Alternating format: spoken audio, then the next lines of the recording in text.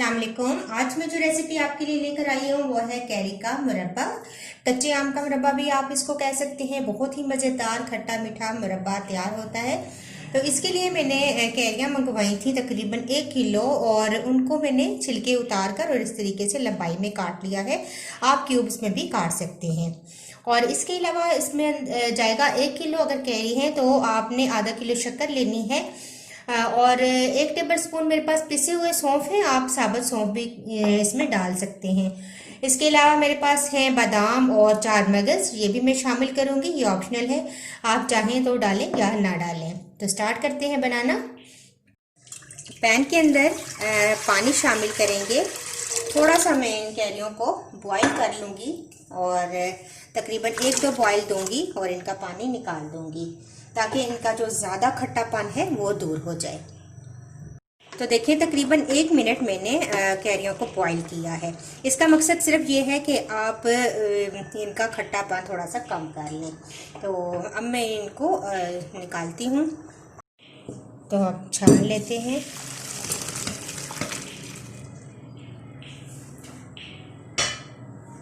और ये पानी अब हमारे किसी काम का नहीं है, ये पानी हम फेंक देंगे।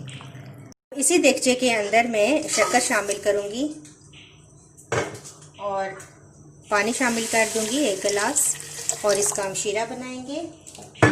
साथ ही मैं इसके अंदर शामिल कर दूंगी सौंफ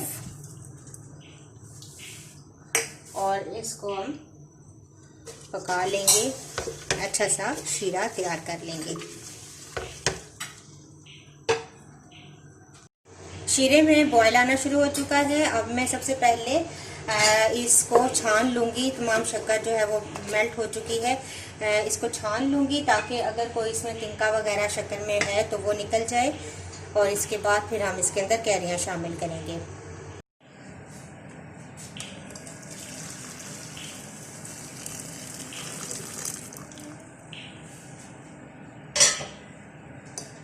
और इस तरह सौंफ भी हमारे निकल जाएंगे, क्योंकि बाज़ लोगों को सौंफ मुंह में आए तो अच्छा नहीं लगता, तो ये भी हम फेंक देंगे। तो अब दोबारा देगचे के अंदर शामिल कर देंगे शीरा, और अब इसके अंदर मैं शामिल कर दूंगी कैरियाँ और इनको पकने के लिए रख देंगे। इतना पकाएंगे कि कैरियाँ अच्छी सी गल जाएं और शीरा भी हमारा गाढ़ा हो जाए।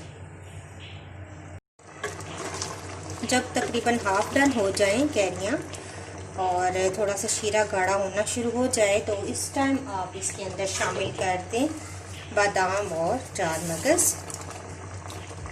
ताकि इनका भी अच्छा सा जायका मुरब्बे के अंदर आ जाए। इसको मिक्स करेंगे और स्लो फ्लेम पर इसको पकने के लिए छोड़ देंगे ताकि कैरियाँ अच्छी सी गल जाए और हमारा शीरा भी गाढ़ा हो जाए। इसको मैं कवर कर दूंगी। तो लीजिए हमारा कैरी का मुरब्बा रेडी हो चुका है। कैरियाँ बहुत अच्छे से गल चुकी हैं और शीरा भी हमारा गाढ़ा हो चुका है। फ्लेम ऑफ कर देंगे और इस मुरब्बे को हम अब ठंडा करेंगे। किसी भी कंटेनर में निकाल के आप रखते हैं या किसी जार में निकाल के आप इसको रख सकते हैं और इंजॉय कर सकते हैं। तो लीजिए बहुत ही मज़ेदार हमारा कैरी का मुरब्बा रेडी है। मैंने इसे एक मर्तबान में डाल दिया है। जब ये ठंडा हो जाएगा तो मैं इसको कवर करके इसका ढक्कन लगा के इसको रख दूँगी।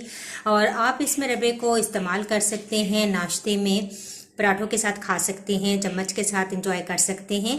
बहुत ही मज़ेदार ये कैरी का मुरब्बा तैयार हुआ है। सबको घर में बहुत पसंद आता है। तो आप इस रेसिपी को एक दफ़ा ज़रूर ट्राई कीजिएगा। इंशाल्लाह एक बहुत ही मज़ेदार नई रेसिपी के साथ हाजिर होंगी। जब तक के लिए अल्लाह हाफिज़।